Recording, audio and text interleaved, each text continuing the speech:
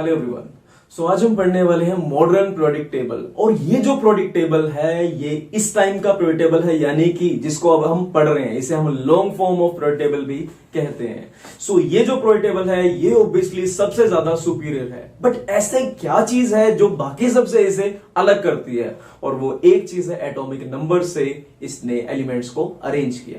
इससे पहले जितने भी साइंटिस्ट थे ना, सबने कैसे अरेंज करा? एटॉमिक मास से। मैं डोबरनियर की बात करूं, न्यूलैंड लॉ ऑफ ऑक्टेव की बात करूं, मैं मेंडलीव की बात करूं, राइट, या लोथरमेयर की बात करूं, सब किससे चले थे? एटॉमिक मास से। लेकिन ये अकेला साइंटिस्ट यानी कि हेनरी मोसले चला था एटॉमिक नंबर से। तभी ये सारी प्रॉपर्टी को अच्छे से एक्सप्लेन कर पाया। और इसकी प्रोडिक्ट टेबल के अंदर गलतियां बिल्कुल कम है, ठीक है, माइन्यूट लेवल की गलतियां तो है ही जो कि करेक्ट होनी अभी रहती हैं। हो सकता है डेवलपमेंट हो कुछ ईयर्स के अंदर और वो करेक्ट हो जाए, लेकिन स्टिल अब तक की सबसे बेस्ट प्रोडिक्ट टेबल है मॉडर्न प्रोडिक्ट टेबल जो कि हेनरी मोसले ने बनाई थी। लेकिन आप यहां पर मेंडलीव का प्रोडिक्ट टेबल क्यों देख पा रहे हो, इसके लिए भी एक रीजन है। सो मैं एक बात ये जानना चाहता हूं कि क्या सिर्फ ये हेनरी मोसले इस बात को डिटेक्ट कर पाया, सोच सकता था, या आप और हम भी यानी कि कोई नॉर्मल इंसान भी इस बात को समझ सकता था कि प्रोडिक्ट टेबल एटॉमिक नंबर से भी बनाई जाती है? तो चलो उसके लिए देखते हैं। यहां पर देखो सिंपल सी बात है, एक लिमिटेशन पढ़ी थी हमने पोजीशन ऑफ आइसोटोप की, राइट। इसके अंदर हमने एक बात बोली थी कि कार्बन के सपोज करो 3 आइसोटोप जो हैं, कौन कौन से? 666। एटॉमिक नंबर तो क्या है? 6 है। मास नंबर 12, 13, 14, ये इसके मास नंबर है, राइट। अब देखो, अब कार्बन के तो 3 आइसोटोप हो गए। अब मेरे मन में एक बात आई, अगर हम मास के बेसिस पर चलते थे, है ना, ये लिमिटेशन है, अगर हम मास के बेसिस पर चलते थे तो इसका मास भी कितना है? कार्बन का 14। कार्बन का मास भी कितना है? 14। नाइट्रोजन का मास भी है 14। तो दोनों में से किसको रखें यहां पर? तो आपके मन में एक आंसर क्या आ सकता है कि नहीं, इसका एटॉमिक नंबर क्या है? 7 है, इसका क्या है? 6, तो ये पीछे होना चाहिए, राइट, क्योंकि इसका नंबर क्या है? ज्यादा है, तो बात सही है, पीछे होना चाहिए। पर यहां पर क्या बोल दिया हमने? एटॉमिक नंबर के हिसाब से चलो ना, राइट। यही सेम आइडिया किसी के भी माइंड में आ सकता था, और ये आइडिया हेनरी मोसले के माइंड में भी आया, उसने उसको पब्लिश भी करा, उसके अकॉर्डिंग पूरी प्रोडिक्ट टेबल को उसने बनाया। लेकिन अब ये तुक्का जैसा लग सकता था, लेकिन इस बात को वेरीफाई करने के लिए, जस्टिफाई करने के लिए उसने एक एक्सपेरिमेंट भी परफॉर्म कर दिया। अब मुझे ये नहीं पता कि पहले एक्सपेरिमेंट परफॉर्म हुआ था या फिर पहले उसके माइंड में आइडिया आया था। ऑब्वियसली आपकी बुक्स के अंदर क्या है कि उसने एक्सपेरिमेंट करके इस वैल्यू को निकाला हुआ, लेकिन एवरेजली भी ये माइंड के अंदर आइडिया आ सकता था। जरूरी नहीं है कि वो हर बार एक्सपेरिमेंट करे और उसकी वैल्यू दे। ऐसा बिल्कुल हो सकता है कि उसने इस बात को सोचा और फिर एक्सपेरिमेंट परफॉर्म करा ताकि बाद में जस्टिफिकेशन तो दे पाए। सो अब हम देखेंगे मॉडर्न प्रियोडिक टेबल। और आपको तो पता ही है कि मॉडर्न प्रियोडिक टेबल किसके बेसिस पर चलने वाली है? एटॉमिक नंबर के बेसिस पर। इससे पहले मेंडलीव प्रियोडिक लॉ क्या था? Chemical and physical property are periodic function of atomic masses। ये जस्ट सेम ही है, लेकिन यहां पर क्या आ गया? The physical and chemical property of element are periodic function of atomic number। सिर्फ एक वर्ड चेंज हुआ है, क्या? नंबर। पहले क्या था वहां पर? मासेस। और किसमें था वो? मेंडलीव प्रियोडिक लॉ के अंदर। तो अब हमारे पास एक क्वेश्चन और आता है, from where Henry Moseley got the idea of atomic number periodicity in place of atomic mass। उसके दिमाग में आइडिया आए कैसे? अब ये अगर बुकिश लैंग्वेज में लिखना हो तो कैसे लिखोगे? एक सिंपल सी बात है, एक सिंपल से एक्सपेरिमेंट से उसने इस बात को वेरीफाई किया था। और वो क्या है? देखो, अब आपको पता है कि कैथोड रे अगर कहीं पर टकराए तो वहां से कौन सी रेज निकलती हैं? एक्स रेज निकलती हैं, राइट। अब मैंने क्या करा? वेराइटी ऑफ एलिमेंट्स ले लिए। मैंने नहीं, मतलब कि हेनरी मोसले ने क्या किया? वेराइटी ऑफ एलिमेंट्स ले लिए, रख लिया। जैसे उसने इलेक्ट्रॉन स्ट्राइक करवाया तो उसके अंदर से क्या हुआ? एक्सरे निकल कर गई, दूसरे में से भी एक्सरे निकल रही है, तीसरे में से भी एक्सरे निकल रही है, सब में से एक्सरे निकल रही है, राइट। लेकिन एक्सरे की फ्रीक्वेंसी कितनी है? एक्सरे की फ्रीक्वेंसी है directly proportional to Z minus P, right. 1 minute के लिए अगर मैं इसको ये मान लू directly proportional to Z, right, तो ये डायरेक्टली प्रोपोर्शनल किसके है? Z के। अरे Z के है ना, यानी कि एटॉमिक नंबर के है ना, एटॉमिक मास के तो नहीं है। सो डायरेक्टली प्रोपोर्शनल किसके हो गया? एटॉमिक नंबर के, right. He discovered that square root of frequency of X-ray emitted by element is directly proportional to atomic number, not weight. That's why he chose atomic number। तो इसने इस बात को proof भी दे दिया। राइट। सो होप हमें ये वाली बात समझ आ गई होगी। अब एक बात और आती है कि सारे जो एलिमेंट है वो पीरियोडिक ऑर्डर के अंदर अरेंज हो चुके हैं, लेकिन इसका रीजन क्या था पीरियोडिसिटी का?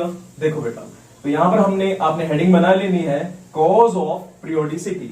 देखो बेटा, due to repetition of similar outermost electronic configuration, जो उसके इलेक्ट्रॉनिक कन्फिग्रेशन थी, सबसे बाहर वाले शेल के अंदर जितने इलेक्ट्रॉन थे वो सब में क्या थे? सेम थे। फॉर एग्जाम्पल मैंने बोला हाइड्रोजन की बात करी, हाइड्रोजन के बाहर में कितना इलेक्ट्रॉन है? 1 इलेक्ट्रॉन है आउटर मोस्ट में, सबसे बाहर वाली शेल के अंदर। लिथियम की बात करूं तो सबसे बाहर वाली शेल में 1 इलेक्ट्रॉन, सोडियम की बात करूं सबसे बाहर वाली शेल में 1 इलेक्ट्रॉन। अगर आपको ये इलेक्ट्रॉनिक कन्फिग्रेशन लिखनी नहीं आती, अगर आपने मेरी वीडियो देखी होगी तो बेटा इसको फ्रैक्शन ऑफ सेकंड के अंदर तुम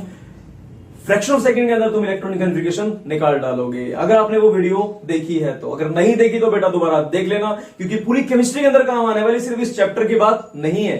इन एनी केस थोड़ा सा आपको कंफ्यूजन रहता भी है तो उसको एक बार दोबारा देख लेना, और वैसी ट्रिक आपको कहीं पर मिलने वाली नहीं है, क्योंकि उसके बाद आप सिर्फ 2 सेकंड के अंदर आप किसी भी एलिमेंट की इलेक्ट्रॉनिक कन्फिग्रेशन लिख पाओगे। सो इन सब के आउटर मोस्ट में कितने 1 इलेक्ट्रॉन है, तो इन सब की प्रॉपर्टी क्या हो जाएगी? सेम हो जाएगी, क्योंकि इनके आउटर मोस्ट में कितने इलेक्ट्रॉन है? 1 इलेक्ट्रॉन है, राइट। अब होप आपको ये वाली बात समझ आ गई होगी। अगर मैं इसको थोड़ा सा एटॉमिक मॉडल के टर्म से दिखाऊं तो इसके आउटर मोस्ट में 1 इलेक्ट्रॉन था, चाहे दूसरी शेल क्यों ना हो, उसके आउटर मोस्ट में क्या है? 1 इलेक्ट्रॉन। अगर तीसरी शेल की बात करते हो तो वहां पर भी कितना इलेक्ट्रॉन है? 1 इलेक्ट्रॉन है, राइट। अब इन तीनों के पास 1-1 इलेक्ट्रॉन है, तो इनके 1 इलेक्ट्रॉन लूज करने की पावर क्या होगी? बहुत ज्यादा रहेगी, तो सबकी प्रॉपर्टी क्या हो जाएगी? मैच। अगर ये बॉन्ड बनाएंगे तब भी कितनी बना पाएंगे? 1 बना पाएंगे, क्योंकि सबके पास क्या है? क्या है? 1-1 इलेक्ट्रॉन है, इसलिए सिर्फ क्या बॉन्ड बना पाएंगे? सिर्फ 1 बॉन्ड ये बना पाने वाले हैं। सो होप आपको ये बात समझ आ गई होगी। यहां से इनकी प्रॉपर्टी क्या कर रही है? मैच कर रही है, क्योंकि तीनों के पास बराबर बराबर इलेक्ट्रॉन है, राइट। अगर आप सबको एक ही तरह की मर्सिडीज, एक ही तरह के मतलब कार्स वगैरह दे दी जाए तो वहां पर चलने का तरीका भी कुछ सिमिलर सा ही मिलने वाला है। कंपेयर करूं एक किससे? स्विफ्ट वाले से, या फिर मैं बात करता हूं किसी बाइक वाले से कंपेयर कर लूं, तो फिर नेचर क्या होगा? अलग अलग मिल जाएगा। लेकिन इन सबके पास 1-1 इलेक्ट्रॉन है, तो इन सबका जो नेचर होगा वो भी क्या होगा? एक जैसा होगा। सो हम देखते हैं यहां पर feature representation of periodic table.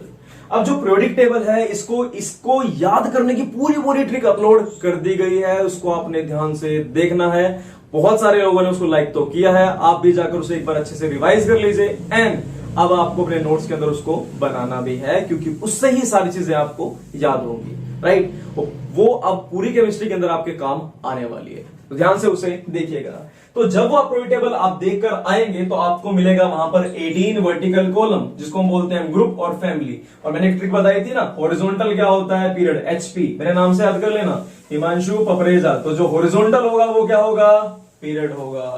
तो एचपी सर ट्रिक से ये याद आपको हो जाएगा।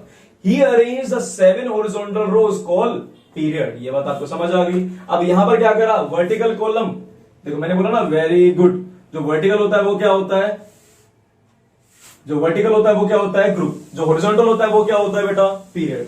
सो आपको ऐसे याद हो जाएंगे। अब वर्टिकल कॉलम कितने हैं? 18, एंड हॉरिजॉन्टल रोज कितनी है बेटा? 7। ये दोनों आपको अच्छे से समझ आ गई होगी। अब उस पीरियोडिक टेबल के अंदर ही बिल्कुल लेफ्ट साइड में क्या होगा? एस ब्लॉक एलिमेंट होगा, राइट। एक हो गया कौन सा? हेलिना गिरफ्त से फरियाद वाला, दूसरा हो गया बेटा मांगे कन्या सुंदर वाला। दोनों ही क्या है बेटा? S block. और जो ग्रुप 1 है, जो ग्रुप 2 है, उसको क्या बोलते हैं हम? S block element. अब इसको एस ब्लॉक एलिमेंट क्यों कहते हैं ये भी जरा देख लो बेटा। देखो, एस ब्लॉक एलिमेंट या कोई भी ब्लॉक एलिमेंट को मैं इसलिए प्रोनाउंस करूंगा क्योंकि लास्ट इलेक्ट्रॉन किसमें जा रहा होगा? उसके अंदर जा रहा होगा। अगर मैं एस ब्लॉक की बात करता हूं तो लास्ट इलेक्ट्रॉन किसमें जा रहा है? एस ऑर्बिटल के अंदर जा रहा है, इसलिए इसे क्या बोलते हैं हमने? S block element. तुम देख रहे हो यहां पर लास्ट इलेक्ट्रॉन कहां गया? एस के अंदर, तो इसे क्या बोलते हैं मैंने बेटा? S block element. The element in which last electron enter into s orbital known as s block element. उनकी कॉन्फ़िगरेशन क्या होगी? इनकी जनरल इलेक्ट्रॉनिक कॉन्फ़िगरेशन क्या रहेगी? N1, NS1 या 2। अब देखो आपको पता है S के अंदर क्या होता है? 2 इलेक्ट्रॉन जा सकते हैं, राइट। मैक्सिमम कितने इलेक्ट्रॉन जा सकते हैं? 2, एक सीधा और एक उल्टा, क्योंकि वहां पर सब शेल सी कितनी है, सिर्फ एक, और एक सब शेल के अंदर कितने इलेक्ट्रॉन आ सकते हैं, 2 आ सकते हैं अकॉर्डिंग टू हंट्स रूल, और वो भी एक सीधा और एक उल्टा।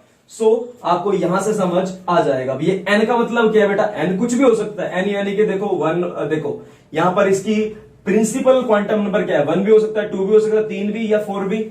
सिंपल शब्दों में कहूं तो जो से शेल की आप बात करें वो कौन सी है, first shell, second shell, third shell, fourth shell, fifth shell, कोई भी हो सकती है। तो इसलिए मैंने यहां पर क्या लिख दिया, NS लिख दिया। और यहां पर 1 इलेक्ट्रॉन भी हो सकता है, 2 भी। जैसे कि एक एग्जांपल हमने देखा, ये किसका एग्जांपल था, इसमें है 1 इलेक्ट्रॉन। अगर सपोज कर लो मैंने एग्जांपल लिया दूसरा, बेटा मांगे कन्या सुंदर बाप राजी। अब यहाँ पर क्या आ जाएगा कन्फिग्रेशन के अंदर, 2s2, 3s2, 4s2, 5s2, 6s2, 7s2 and उसके बाद हम ट्रिक लगाएंगे और नोबल गैस को यहाँ पर एडअप कर देंगे। अब यहाँ क्या आ जाएगा, हीना, नीना और करीना जीते रहना।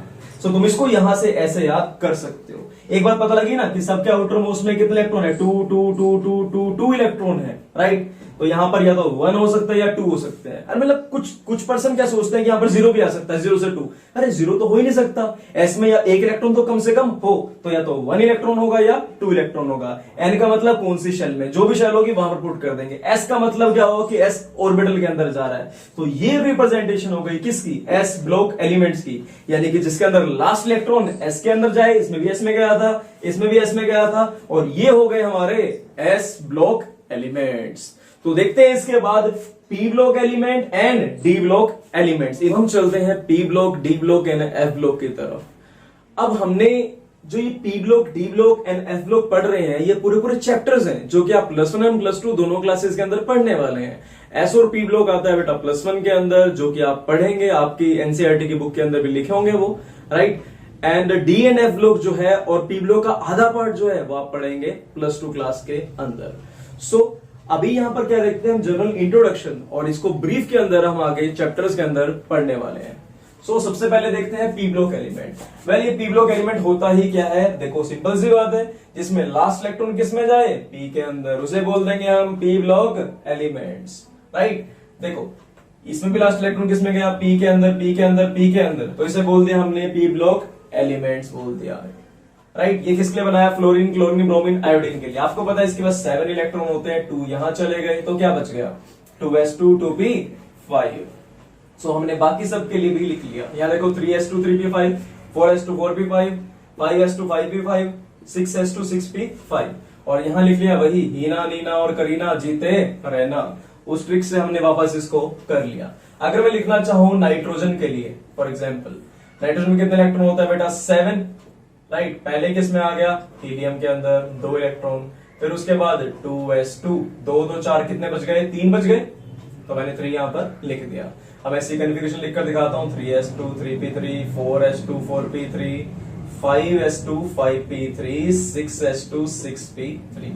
अब ये हीना, नीना और करीना जीते रहना, इनके लिए क्या कर रखा है बेटा, ये ड्रॉ कर रखा है, राइट। आपको ये बात समझ आ गई होगी, ये है नाना पाटेकर, ऐश्वर्या, सब बिहारी, इन सब के लिए हमने इसको बना लिया, राइट। अब देखो जरा सिंपल सी बात, अब हमने क्या करा बेटा, ये इलेक्ट्रॉन किसके अंदर जा रहे हैं, पी के अंदर जा रहे हैं। देखो ना, लास्ट इलेक्ट्रॉन किसमें गया, पी के अंदर, तो ये भी क्या हो गया, पी ब्लॉक एलिमेंट। इसमें भी लास्ट किसमें गया, पी के अंदर, से बोल दिया P block element. And general configuration क्या हो गई, NsNp, जो s की वैल्यू वही किसकी वैल्यू है, p की, दोनों के n क्या है, सेम। तो NS2 NP 1 2 6, देखो p में कितने इलेक्ट्रॉन आ सकते हैं, 6 इलेक्ट्रॉन आ सकते हैं। अगर ये भूल गए तो यहां से देखो, अब s ऑर्बिटल के अंदर सब शेल 1, p ऑर्बिटल के अंदर सब शेल 3, d ऑर्बिटल में 5। कर क्या रहा हूं, बेसिकली 1 2 2 2 2 ऐड कर रहा हूं, 3 1 + 2 3 3 + 2 5 5 + 2 7, इसमें 2 × 2 × 2 ऐड कर दिए, राइट। और यहां से इतने इलेक्ट्रॉन्स के अंदर होते हैं, ठीक है। तो 1 से 6 इलेक्ट्रॉन यहां पर आ सकते हैं। नेक्स्ट है इसके बाद डी ब्लॉक एलिमेंट। अभी डी ब्लॉक एलिमेंट होता है क्या, the element in which last electron enters into D orbital, उसे क्या बोल देंगे बेटा हम, डी ब्लॉक ऑर्बिटल। अब देखो जिसने जिसने इलेक्ट्रॉनिक कन्फिग्रेशन साफ वाले तरीके से करी होगी उसको तो नहीं पता होगा ये n-1 d क्या है, पर हमने अपने तरीके से करी थी तो हमें पता है d ऑलवेज क्या होता है n-1 और f क्या होता है ऑलवेज n-2। तो सिमिलरली मैंने कन्फिग्रेशन दोनों की लिख दी और d की जगह पर क्या आ गया, देखो n-1 आ गया और s क्या होता है खाली ns। और हमें पता भी है कि ऑलवेज क्या आता है 4s के बाद में 3d आता है, एक माइनस कर लिया गया 4 -1 क्या आ गया 3d। अगर 5s के लिए लिखता मैं 5 के लिए लिखता तो क्या आता है 5s 4d। वो कैसे, देखो यहां पर तो ns आ गया लेकिन d क्या होता है ऑलवेज n-1। 4 -1 क्या हो जाएगा 5 -1 क्या हो जाएगा 4d। तो इसको एज इट इज यहां पर लिख लिया जाएगा। नेक्स्ट है इसके बाद एफलोक एलिमेंट यानी कि लास्ट इलेक्ट्रॉन किस में जाएगा f ऑर्बिटल के अंदर। एंड अगेन f क्या होता है n-2, ये मैं पहले भी एक बार बता चुका हूं तो यहां पर लिख लेंगे n-2f, राइट। और d क्या होगा यहां पर, क्योंकि d भी आता है इसके अंदर, कभी कभी इसके अंदर इलेक्ट्रॉन एंटर होते हैं, ज्यादा डिटेल के अंदर तो देखो पूरे चैप्टर की बात पढ़ेंगे, लेकिन अगर नॉर्मल के लिए बोलूं तो ये क्या होता है n-1d यहां पर आ जाता है। कभी कभी इसके अंदर इलेक्ट्रॉन भी एंटर होते हैं और पीछे क्या आएगा ns, राइट। सो तुम्हें ये n-2 वाला लॉजिक समझ आ गया होगा। सो ये हमारे लिए इतना ज्यादा इंपॉर्टेंट तो नहीं है, लेकिन क्वेश्चन कैसे बन सकता है आईयूपीएससी नेमिंग के बेसिस पे कि आईयूपीएससी नेमिंग करके दिखा दो ग्रेटर देन 100 के लिए, तो कैसे करके दिखाओगे उसे। तो बेटा यहां पर एक तरीका है जिससे ग्रेटर देन 100 के लिए हम नेम प्रिडिक्ट करने वाले हैं। डिजिट अगर 0 हो तो उसका नाम क्या होता है नील, 1 हो तो नाम होता है अन, 2 हो तो बाई, 3 है तो ट्राई, 4 है तो क्वाड, 5 है तो पेंट, 6 है तो हेक्स, 7 है तो सेप्ट, 8 है तो ओक्ट, 9 है तो एन। अब ये तो क्या हो गए, देखो 5 है तो पेंट, 6 है तो हेक्स, 7 है तो सेप्ट, 8 है तो ओक्ट, 9 है तो एन। अब ये तो हो गई इनके लिए रूट, और इसके सिंबल्स क्या होंगे, सिंबल्स होगा बेटा इसका पहला लेटर, जैसे कि एन, नील के लिए आ गया एन, अन के लिए आ गया यू, तो ये सब क्या है पहले लेटर से इसके सिंबल हो जाएंगे। अब मैं जरा नाम एक बार लिखकर दिखाता हूं आपको 101 के लिए। तो 101 में 1 का मतलब 1 के लिए क्या लिखोगे रूट, तुम 1 के लिए लिखोगे बेटा अन, तो यहां पर लिख दिया मैंने अन। 0 के लिए क्या होगा बेटा नील, तो मैंने 0 के लिए लिख दिया नील। अब वापस 1 है तो 1 के लिए क्या होगा वापस अन, अन अन नील अन। अब देखो मेटल में हमेशा क्या लगता है अम लगता होता है, इसमें भी लगेगा हमेशा अम, जैसे कि सोडियम, पोटेशियम, रिबीडियम, मैग्नीशियम, इसमें जनरली अम लगता है, तो हम इसमें भी क्या लगाएंगे अम अकॉर्डिंग टू रूल। तो अन नील अन्यम, राइट। अगर मैं बात करता हूं 103 की, तो 1 का मतलब अन, 1 की जगह पे लगा दिया मैंने अन, तो 0 के लिए लगा दिया नील, 3 के लिए लगा दिया ट्राई, तो क्या बन गया अनिल ट्राइयम। तो ये बन गया UNT, क्या बन गया ये UNT। अगर 108 की बात कर दूं तो 1 के लिए क्या अन, 0 के लिए नील, 8 के लिए ऑक्ट, अनिल ऑक्टियम। अगर मैं इसके सिंबल्स बना लूं तो क्या बन जाएगा, पहले वाले के लिए UNU, UNU। बट एक बात ध्यान रखना, पहले वाला सिंबल क्या होगा बड़ा, बाकी सब क्या होंगे छोटे। जैसे आप प्रोटेबल में लिखते हो, जैसे MG के लिए भी लिखा, तो दोनों बड़े थोड़ी होते हैं, ये पहले वाला क्या होता है बड़ा, बाकी क्या होते हैं बेटा छोटे। तो वैसे ही यहां पर मैं लिख रहा हूं। इसके लिए बात करूं तो ये बन गया UNO और बनेगा क्या अनिल ऑक्टियम, राइट। अगर मैं 118 के लिए लिख के दिखाऊं आपको, तो 1 के लिए क्या होता है बेटा अन, दूसरे 1 के लिए क्या आ जाएगा अन, और 8 के लिए क्या आ जाएगा ऑक्ट, 8 के लिए क्या आ जाएगा ऑक्ट, अन ऑक्टियम। और इसका जो सिंबल बनकर आएगा वो आएगा UNU। सो होप आपको ये वाली बात अच्छे समझ आ गई होगी। सो अब हम चलेंगे merit and demerits of modern product table की तरफ। एंड होप आपने वीडियो प्रॉपर देख ली होगी, जिसके अंदर की ट्रिक डाली गई है पूरी की पूरी मॉडर्न प्रोडक्ट टेबल को याद करने के लिए विद एटॉमिक नंबर। आपको एटॉमिक नंबर भी वहां पर याद हो जाएंगे, which is the beauty of that concept. तो आप जाकर जरूर देखना उसे।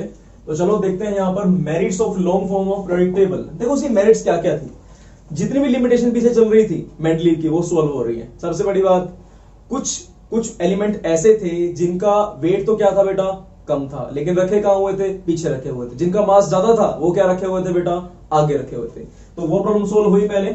जैसे कि कोबाल्ट रखा हुआ था पहले, निकल रखा हुआ था बाद में। सो इसका एटॉमिक नंबर कितना है बेटा 26, इसका एटॉमिक नंबर कितना है 27। तो उसने कहा है तो बिल्कुल सही है, क्योंकि एटॉमिक नंबर के बेसिस पर कोबाल्ट को पहले आना चाहिए, निकल को बाद में। एक ये चीज सोल्व हो गई। दूसरी चीज, जो आइसोटोप वाला फंडा था, यानी कि अगर आइसोटोप बोलता हूं, कार्बन के 3 आइसोटोप मैंने दिखा दिए 12, 13, 14। 3 आइसोटोप दिखा दिए, तो ये कहां रखे जाएंगे? एक ही जगह पर रखे जाएंगे, क्योंकि एटॉमिक नंबर क्या है बेटा? बिल्कुल सेम, तो एक ही जगह पर रखे जाएंगे। नाइट्रोजन के चाहे 10 आइसोटोप होते हैं तो 3 ही, चाहे 10 भी होते तब भी वो क्या रखे जाते? एक ही जगह पर रखे जाता। क्यों? क्योंकि उसका एटॉमिक नंबर तो क्या है? सेम। सिमिलरली इनका एटॉमिक नंबर सेम होगा तो वो एक ही पोजीशन पर रखे जाएंगे।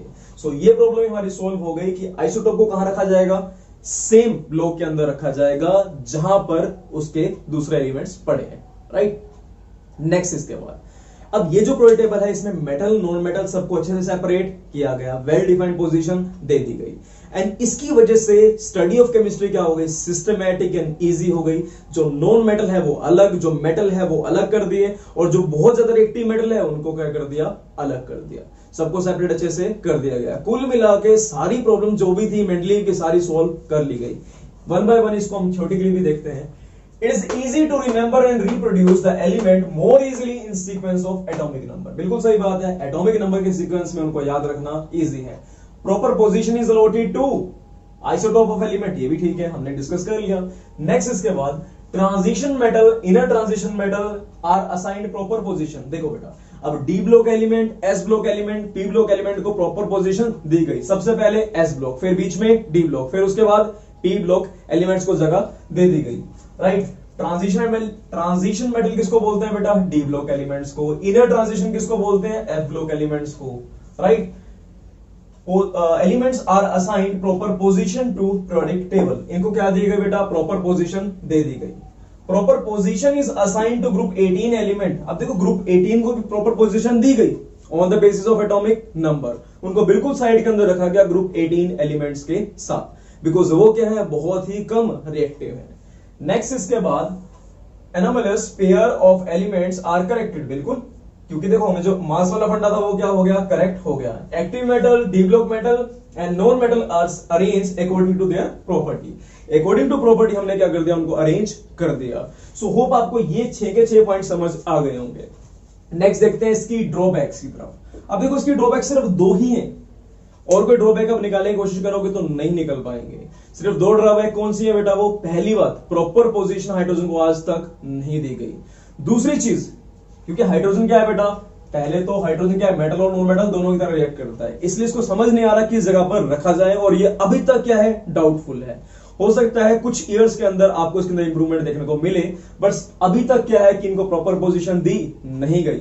नेक्स्ट इसके बाद लेंथेनोड है और एक्टेनोड जो है, इनको क्या रखा गया? मेन टेबल के अंदर नहीं रखा गया, उससे कहीं बाहर निकाल के रख दिया, और बाहर निकाल के रख दिया, चलो मैंने मान लिया पोजीशन दे दी, लेकिन मेन बोर्ड के अंदर क्यों नहीं रखा? ये भी क्या है बेटा? एक लिमिटेशन। सो 2 लिमिटेशन। पहली बात, प्रॉपर पोजीशन हाइड्रोजन को पता नहीं है कि कहां रखा जाए, राइट, इसकी पोजीशन फिक्स नहीं है।